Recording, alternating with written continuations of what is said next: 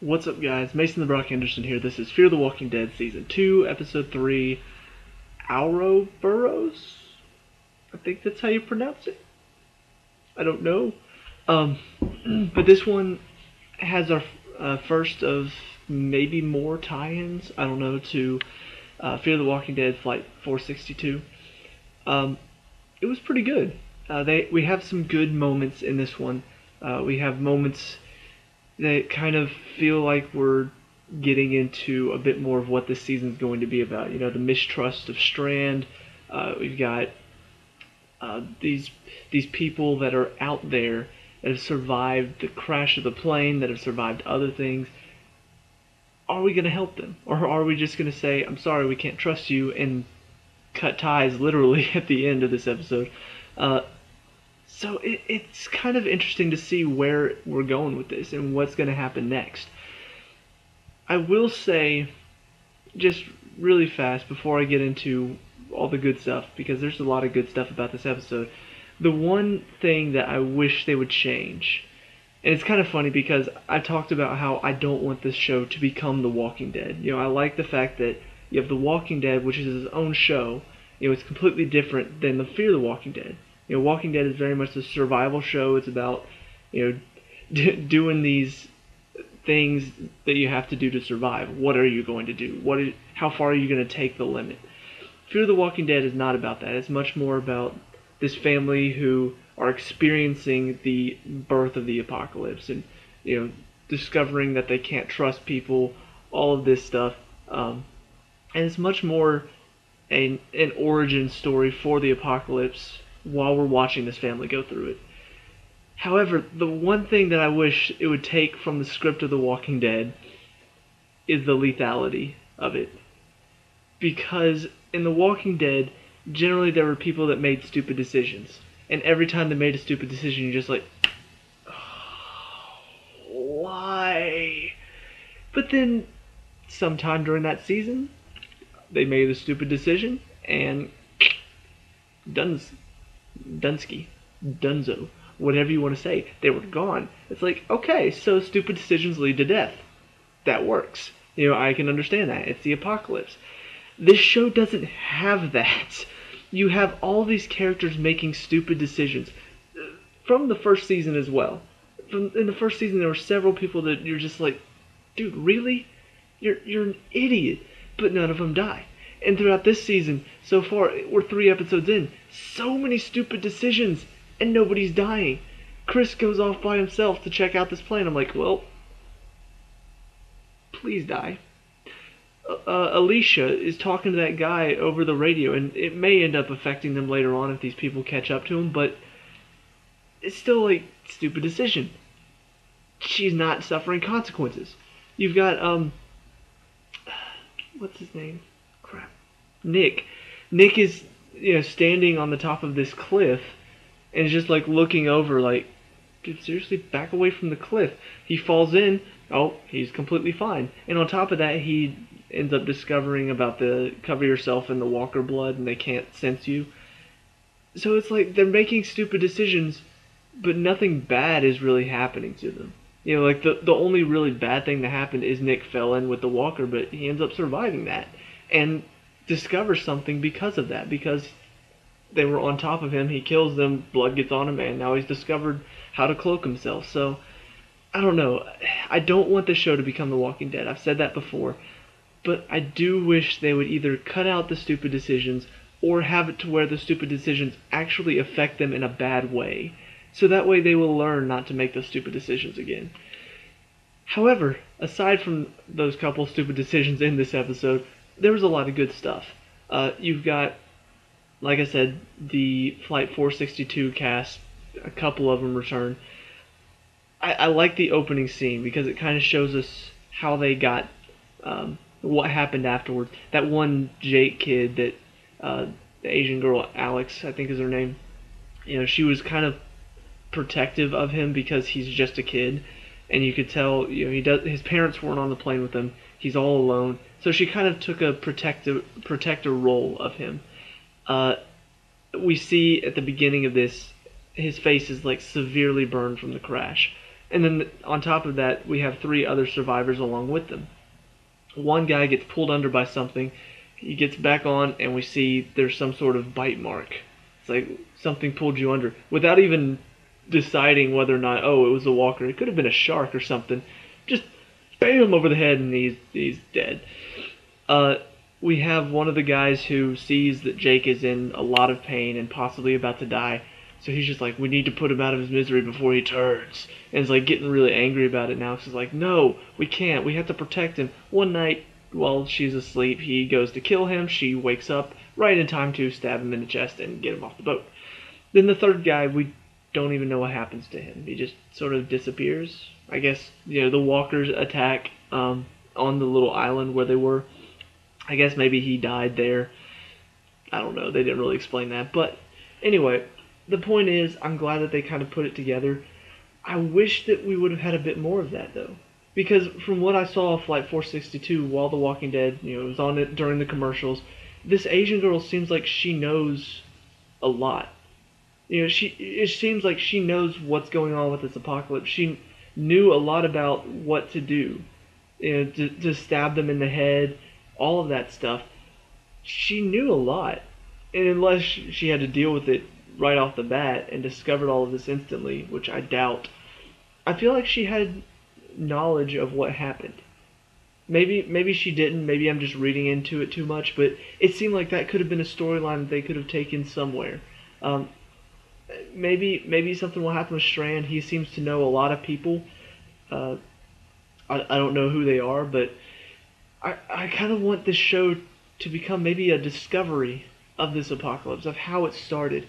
I would love for them to take that storyline, because we don't know how it started. We only know about the virus from the first season of The Walking Dead. We don't know how it got out.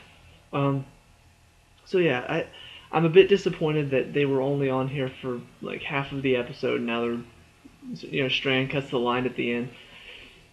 However, I do like kind of the dynamic that they've set up to where they've got their little group. And it's almost like everybody but Strand. He even says it in this episode. Everybody but him, they're pretty much family at this point because of how much time they spent together in the first season. And so they've kind of developed this dynamic to where they're trying to add people into their family, and Strand is the one guy who, he owns the boat, and he keeps saying no every time. He's the reason that they keep losing these people that they're trying to bring in. I feel like at some point that's going to stop. And from what I saw of the next episode, the previews, it seems like they're kind of going to address that in the next episode. And maybe Strand won't be a part of the crew anymore. Maybe he'll finally get overthrown, a little mutiny or something along those lines. And maybe that will change the dynamic of the group and bring on more people. Who knows? It's interesting to follow. It's interesting to sort of watch and see where they're going with it. And I like some of the interactions between the characters. Not all of the characters are enjoyable. From the first season alone, I mean, I already knew how much I hated Maddie, how much I hated Travis, how much I hated Chris. Kind of hate Nick and Alicia just a little bit. But, I could make a joke here because I'm from Georgia and say, oh, the Walking Dead cast is so much more likable because they're from Georgia and these people are from LA, but I may lose some viewership from LA. Probably not. I only have 45 subscribers. But, it is kind of interesting to see that these people aren't really as enjoyable to be around. A lot of them, I mean, even listening to Maddie say Strand in this episode, I'm just like, your voice is grating on my nerves right now. Strand! I don't know what it is about this cast, but they chose a cast of people that if you were around too much and you didn't really know them, I feel like they would start to get on your nerves just a little bit. I mean, I enjoy Daniel, and Ophelia, she's not really a big part of the show right now, but the moments with her are not terrible. They're not moments where you're just like each one of the other characters has something that just really annoys you. Travis, he's a bit of a I'm gonna fix this. He's that person who tries to fix everything. Maddie is just an overbearing mother. Nick is a drug addict who doesn't know when to stop. Alicia is kind of a spoiled brat. Chris is just he's right now in the first season he was a bit of a kid who hated his father because of this new family. Now he's just a kid who just hates everybody, and that gets annoying. But then Daniel is the father who's willing to do what it takes to protect his family, which we kind of have from Rick in The Walking Dead. And then Ophelia, like I said, kind of a non-character. So I hope that they do sort of change the characters a bit, but for what we have right now, the interactions between them are pretty good. We have these moments where, Nick and Alicia are, you can tell they're brother and sister, and I don't know how long Nick has been off his meds, if he has at all, but it seems like maybe he's having a bit more clarity or something. Alicia ends up finding Chris. They have a little bit of chemistry, but he ends up going to that plane crash site and dealing with the guy. That was kind of an emotional scene. I'm going to talk about that in a second. But we see Alicia show up as Chris is there and sort of talk to him about it and be like, oh, what did you do? And then, of course, you've got Daniel, who is in charge of everybody in this episode and almost loses track of, Chris, Nick, and Alicia. He almost loses track of them because he's not really focused on them. If it was Ophelia there, or Ophelia, however you pronounce her name, if it was Ophelia there, he would have been 100% focused, don't leave my sight. But because it's not his kids, they're somebody else's kid, you can see he's not really focused, and Chris ends up wandering off.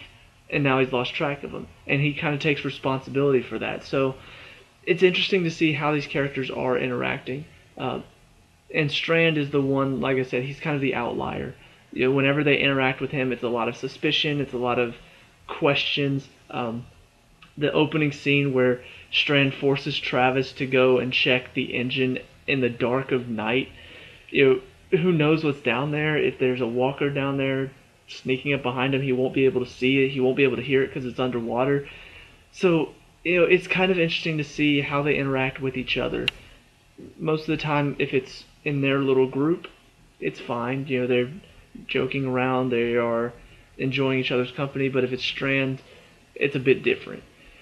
Now, on to the plane crash scene, though, because that was probably my favorite scene out of all of this. As much as I don't like Chris and what the character he's become so far, he is having probably the most story arc out of the main group.